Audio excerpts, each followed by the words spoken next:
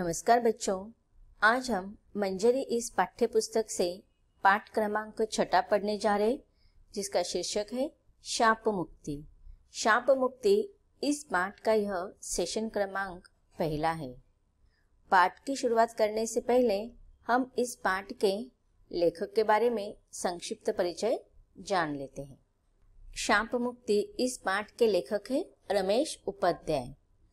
आधुनिक हिंदी कहानीकारों में रमेश उपाध्याय का नाम विशेष उल्लेखनीय है।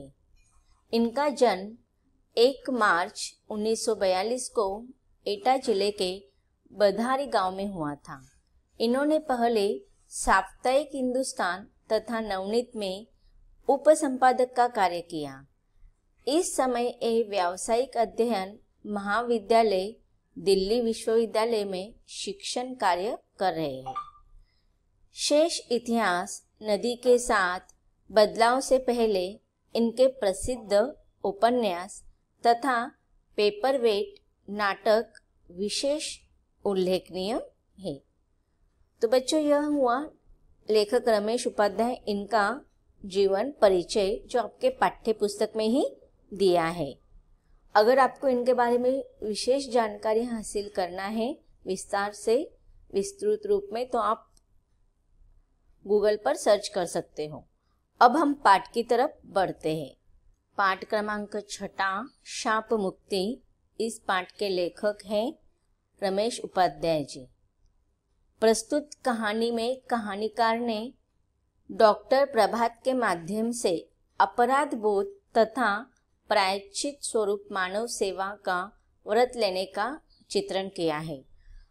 अब आज जो हम पाठ पढ़ने जा रहे हैं शाप मुक्ति, यह एक कहानी है और इस कहानी में आपको जो पात्र बताया गया है वो प्रमुख पात्र है डॉक्टर प्रभात।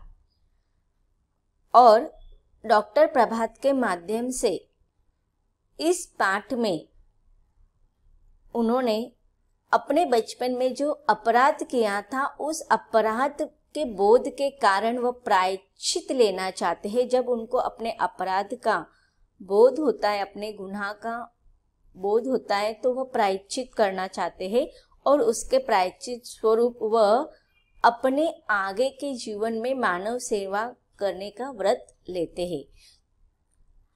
अब यहाँ पर कहानी की शुरुआत होती है।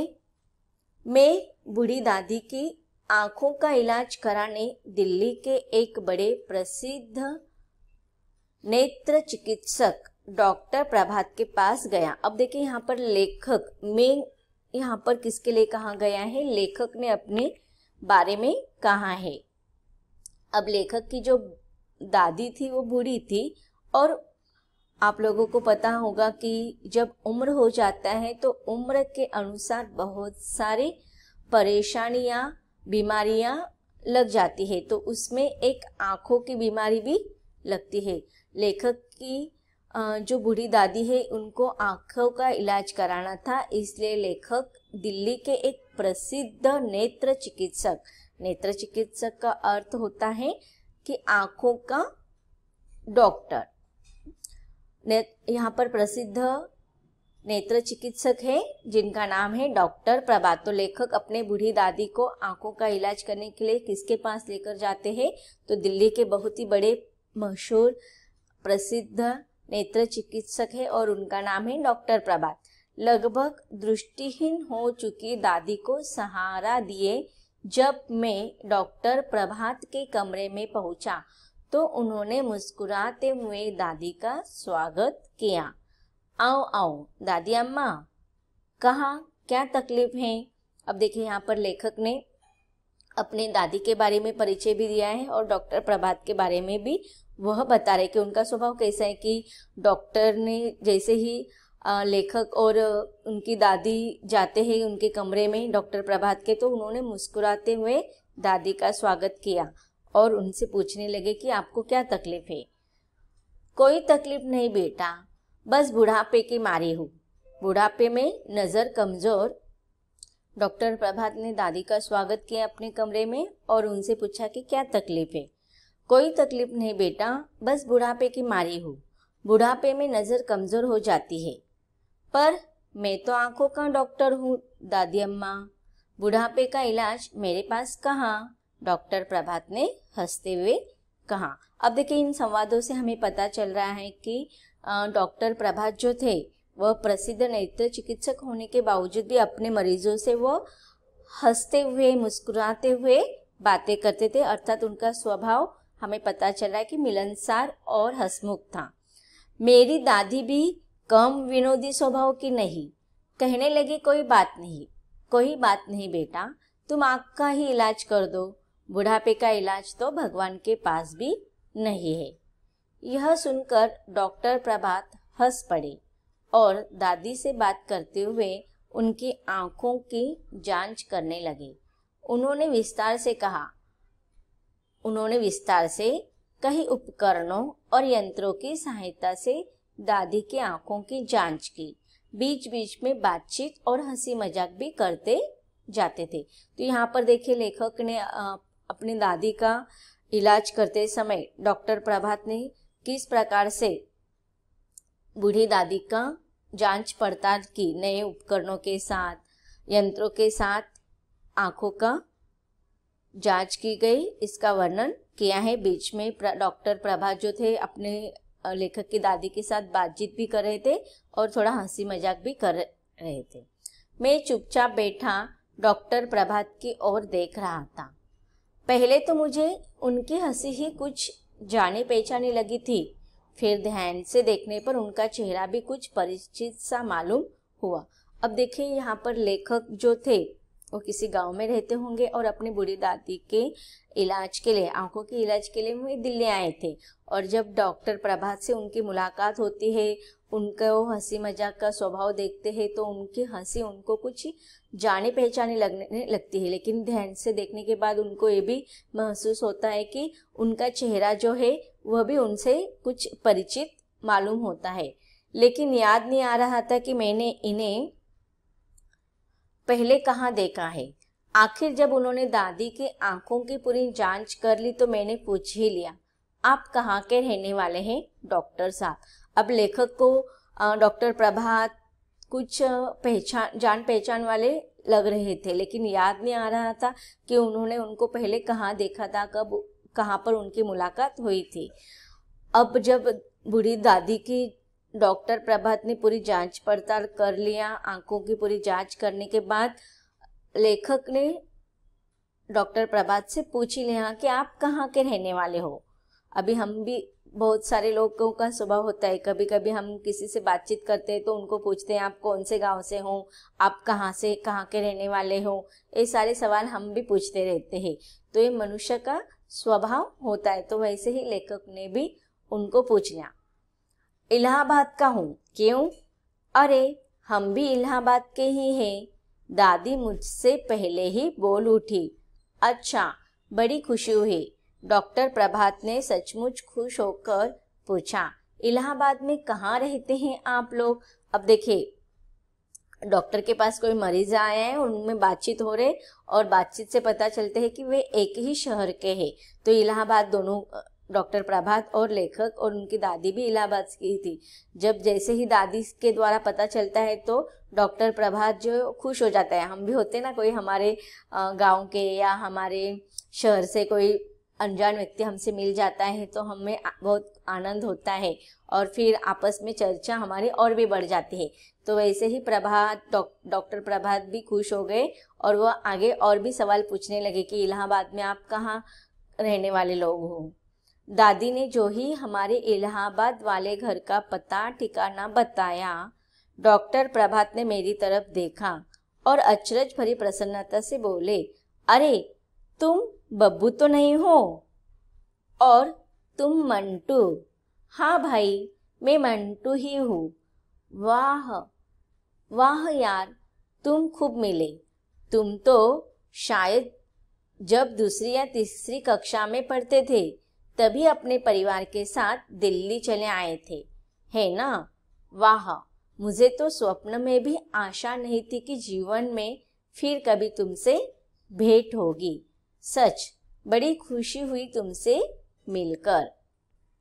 अब देखिए, यहाँ पर डॉक्टर प्रभात और लेखक जब उनकी वार्तालाप बढ़ी तो उनको पता चल जाता है कि वे बचपन के दोस्त है, बचपन में एक ही शहर में एक ही गांव में रहते थे और एक का नाम बब्बू और एक का नाम मंटू था।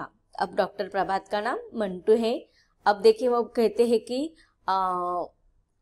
लेखक का बचपन का नाम उनको बब्बू बोलते होंगे, तो वो कहते हैं कि चलो हाँ तुम तो बहुत अच्छा हुआ कि आप मिल गए, मुझे बहुत आनंद हुआ। और फिर बताते कि तुम बचपन में दूसरी या तीसरी कक्षा में पढ़ते थे, तब तुम अपने परिवार के साथ दिल्ली चले आए थे और मुझे तब से ऐसी उम्मीद नहीं थी कि आप इसके बाद हमारी मुलाकात फिर हो जाएगी। फिर लेखक कहते हैं कि मुझे ऐसे ख्वाब लग रहा है, स्वप्न में लग रहा है कि हम लोग मिले हुए हैं। स्वप्न में भी मैंने कभी ऐसी आशा नहीं की थी कि जीवन में फिर से हम लोगों की मुलाकात हो जाएगी। और वह एक दूसरे से मिलकर बहुत खुश हो जाते हैं। मुझे भी, मैंने अत्यंत प्रसन्न होकर कहा। तभी डॉक्टर प्रभात ने दादी का चेहरा ध्यान से देखा और अचानक उनकी मुस्कान लुप्त हो गई। अब देखिए लेखक और डॉक्टर प्रभात की बातचीत हो गई थी, दोनों आपस में मिलकर बहुत खुश हो जाते हैं और उन दोनों की बात बूढ़ी दादी सुन रही थी। और जब बूढ़ी दादी ने डॉक्टर प्रभात का चेहरा ध्यान से देखा तो अब तक जो मुस्कुराते हुए विनोद भरे स्वभाव से बातचीत हो रही थी, लेकिन जैसे ही दादी को कुछ याद आ जाता है उनकी मुस्कान गुप्त हो जाती है, गायब हो जाती है। चेहरा किसी दुखदाई स्मृति में काला सा हो आया। अब देखिए उनके चेहरे पर जो मुस्कुराहट थी अब उसका असर अलग हो गया था। उनके चेहरे पर कुछ पुराने अपने यादों को याद कर थोड़ा उनके चेहरे पर दुख दिखाई दे रहा था। दादी की अत्यधिक कमजोर आंखों को डॉक्टर के चेहरे का यह भाव परिवर्तन नजर नहीं आया। वे प्रसन्न होकर पूछने लगी, अच्छा तो तुम दोनों बचपन में साथ साथ खेले हो, यह तो बड़ा अच्छा संयोग रहा। तुम तो अपने ही हुए डॉक्टर बेटा। हाँ, तुमने अपना क्या नाम बताया? मंटू। इलाहाबाद में हमारे पड़ोस में एक वकील रहते थे, उनके लड़के का नाम भी कुछ ऐसा ही था। बड़ा बदमाश लड़का था।